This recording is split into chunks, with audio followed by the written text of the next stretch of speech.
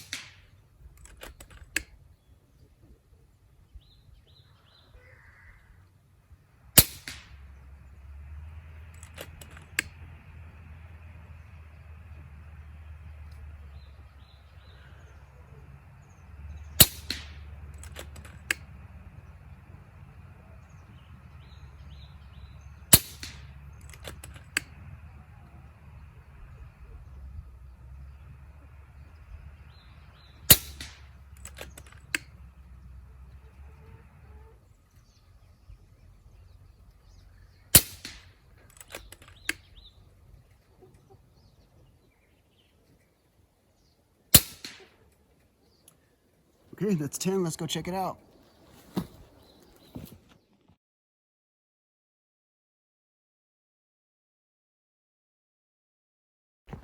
Okay, here's our two groups. So this is kind of typical. I just filled up the gun. I filled it up to 250 bar.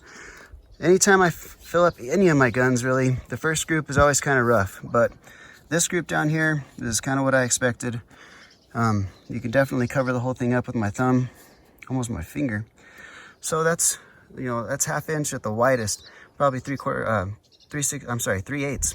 So that's a pretty good group. That was at the JSP Hades.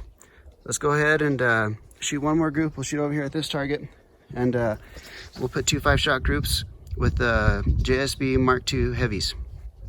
All right, second 10-shot string, 2 groups. Two groups of 5 shots each with the Mk2 heavies, 50 yards.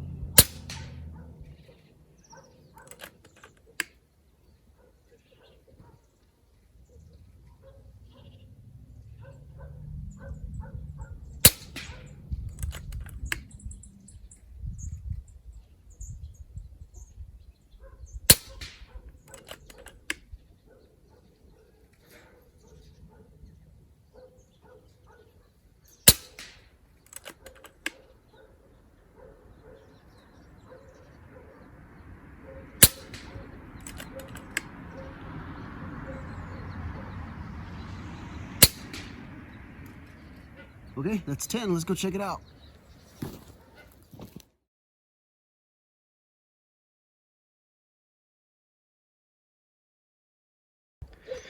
Okay, here's our second group. Not bad at all. Can still cover it. Okay, so I got a tape measure, and that's a 1/2 inch center to center. This one, we actually had 4 in one hole, 1 straggler. You can call that straggler me, but that's almost a 1/4 inch center to center. That one's pretty dang close as well, but I noticed that these do, at 50 yards, these ones do, the Mark IIs, group a little bit better. And I did adjust my scope, that's why they're both kind of sighted in. I've been shooting and know where they're hitting. That scope that I got, the nice thing about it is I can dial for distance, and it's reliable. So, that was the results at 50 yards for this gun with the superior liner that came with it in the 25 cal. Now, I didn't buy this gun to shoot slugs. To shoot pellets. I bought it to shoot slugs, and that's what I intend on using it for.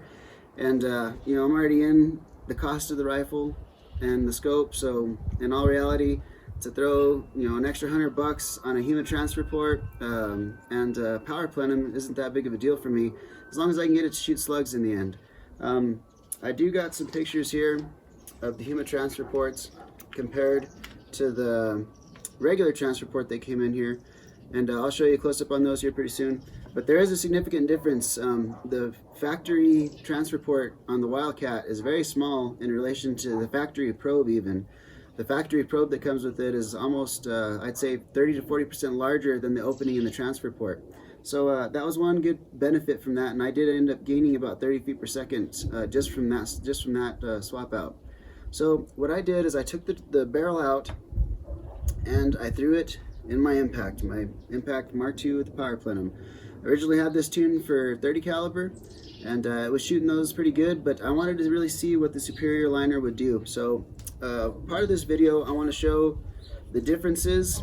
This is the shroud that came off of the Wildcat, and the shroud itself is 17 3/4 inches long. Now, the barrel liner system underneath can be swapped out, but the shroud will not fit. The shroud on the Wildcat is longer than the shroud on the Impact. Now, the length on this one, we're at about 15 and a half inches. So that 2 inches of a difference, what'll end up happening if you try to just take this out of your Wildcat and slip the whole thing in, this back part of your shroud will end up butting up against the receiver block, and you won't be able to twist, actually thread the shroud back onto the actual barrel liner. So all you have to do is take your shroud off of both of them, swap whatever barrel in you want, put the shroud that came with your Impact back on the Impact, and then put the rest of it back in the Wildcat. Now I have 22, 25, and 30 caliber liners, but I don't have, I don't have another shroud setup to just swap them all out. And I don't have another pellet probe for the Wildcat. I can't get them yet, I guess.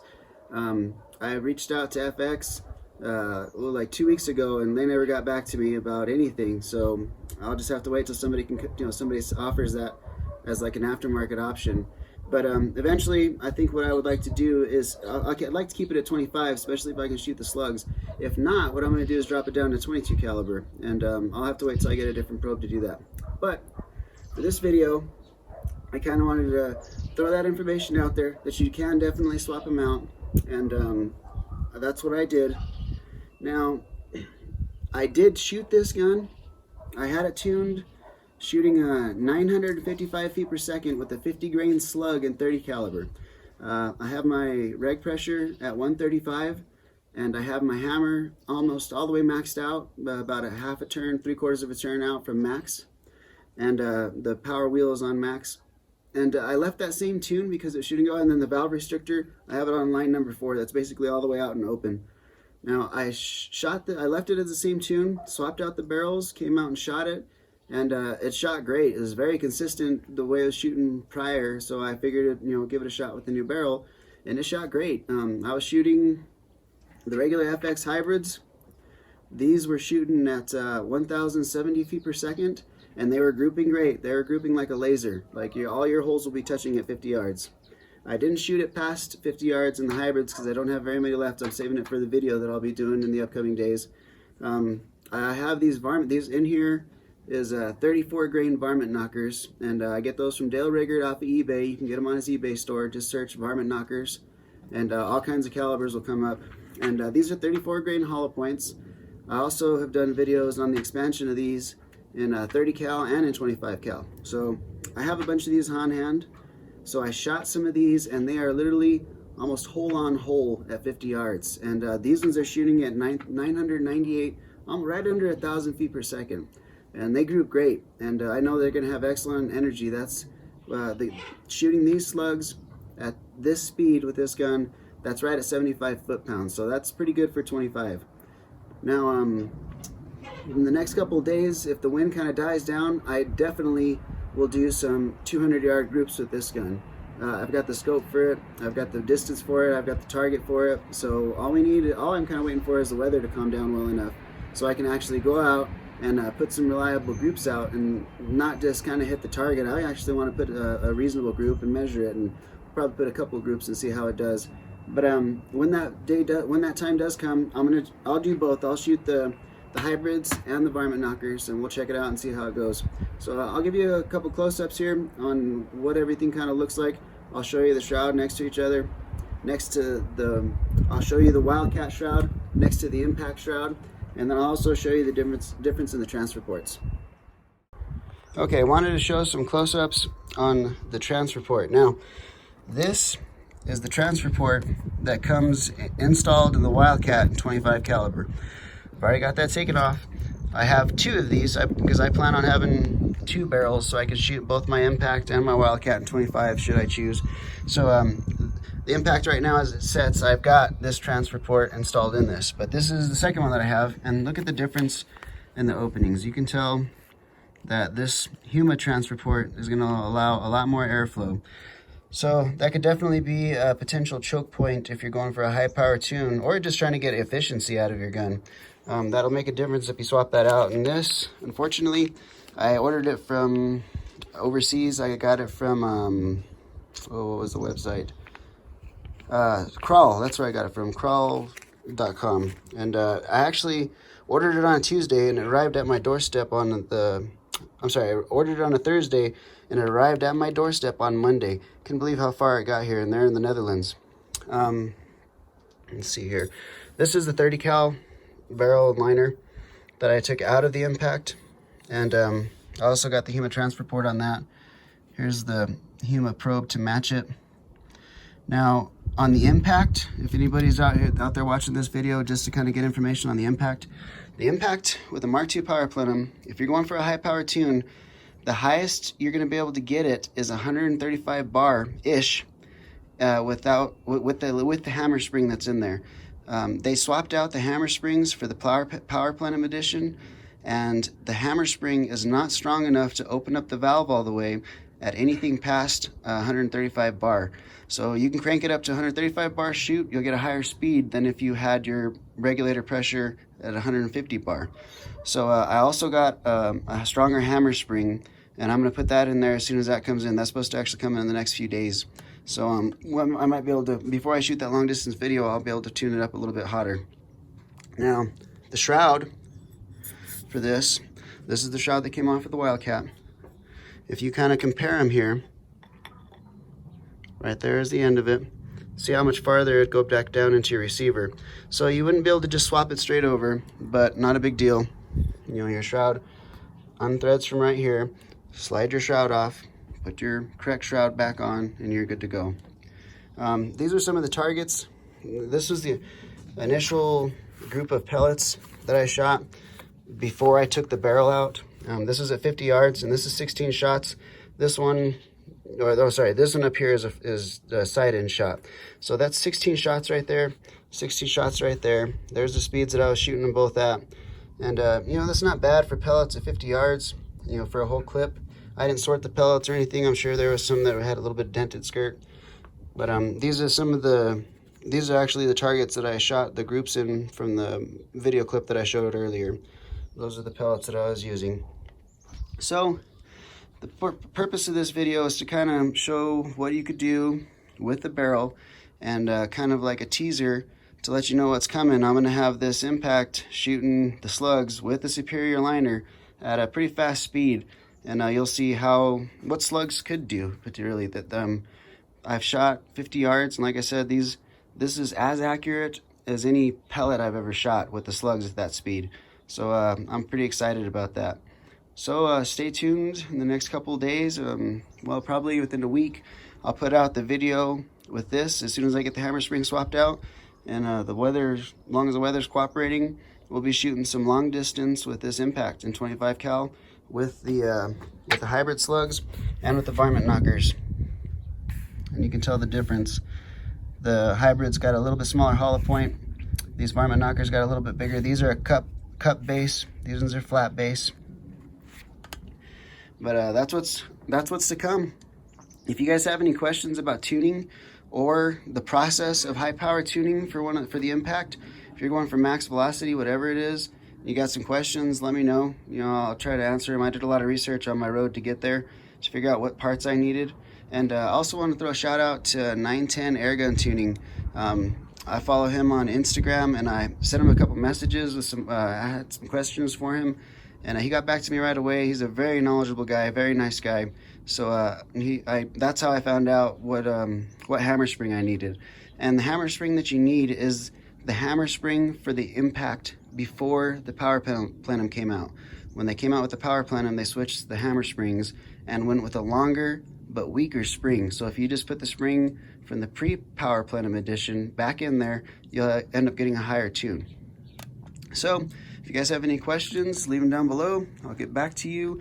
If not, stay tuned. Like I said, hopefully within a week, I'll have another video out, and we'll be doing some accuracy tests with the superior liner and 25 cal out of the Impact.